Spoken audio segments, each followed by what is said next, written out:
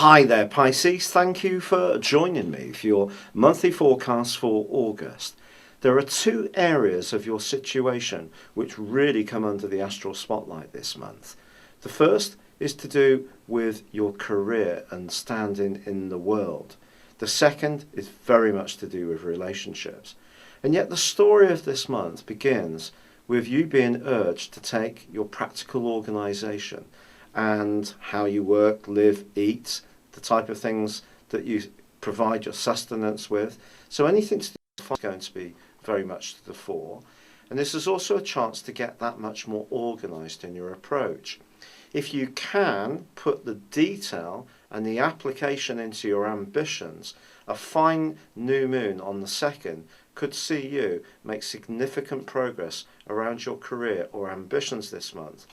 But you're going to have to overcome the rather dreamy energies of your co-ruler of Neptune, which continues to cause a little bit of mischief. And this is going to go on and through until the middle of October. But it's connecting with Saturn, but three other planets, well, 2 planets and 1 luminary, are going to get caught up in that very, very tricky right angle too. What is this right angle about? Well, Neptune's about your dreams, about your imagination, about your spirituality, about how you'd like life to be. Saturn is about how life is, and life can sometimes be tough and it can be demanding. And Saturn's in the part of your scope that's to do with other people's expectations of you. So if you approach situations only thinking in terms of how you see the world, you could find yourself getting a bit crushed and demoralised by the demands and expectations that other people or institutions or big companies tend to have on you. And yet, as this month begins, Mercury, the planet of communication, is in your opposite sign and does some good work for you in the first 4 days of this month. But then it goes into an opposition with Neptune and squares up with Saturn from the 5th through to the 11th. This is not an easy influence because it's possible that you may feel a bit tongue-tied or a bit restrictive and not quite have the confidence to put your ideas across. However, there is the role of Mars, and Mars does shift on the 3rd into the top of your horoscope to join up with Saturn. Not exactly to begin with, but it revisits the sign of Sagittarius where it was up until a couple of months ago, and it's going to be in your sector of ambition for the next couple of months. The great news is it's going to give you a lot more confidence, assertiveness, and desire to really have your voice heard. It's going to sharpen up your elbows, which sometimes is necessary in the fast-moving and competitive world that we inhabit. But then Venus moves into your opposite sign too.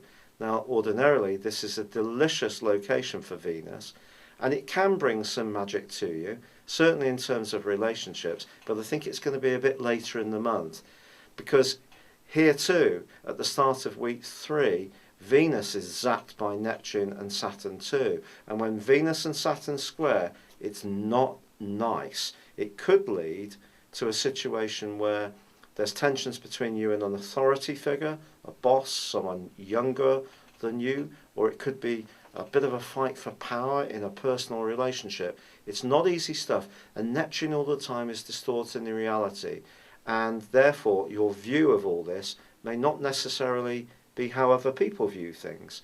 It could be a little bit more subjective, being really honest. However, the great news is that then Mars goes on to start to connect from the middle of this month with Saturn, which itself goes into forward motion. And the two, from the 17th to the 28th, are side by side. Now, they are still going to be affected by Neptune, but Mars is going to bring a lot more grunt to the situation, a lot more desire and willpower to overcome any obstacles that are there. And you'll need to really concentrate on the things that are important to you. If you can work tremendously hard in the second half of this month, which other people can recognise, and some kind of reward or prize or acknowledgement or recognition can come your way. There is an eclipse at the heart of this month too, on the 18th. It's in the part of your horoscope that's much more to do with your psyche, and it links with Uranus, the planet of surprises. But don't be surprised if something comes to the surface which actually can be quite valuable to you. It may be a reappraisal of your skill set, or realizing that something has actually got more physical or monetary value than you thought. But then we start to get a magical alliance building up, and this is all about relationships. Because the Sun moves into Virgo on the 23rd, but then Venus and Mercury connect with Jupiter. Jupiter's been in your sector of relating for the last year, and I hope something magical has happened for you during that time.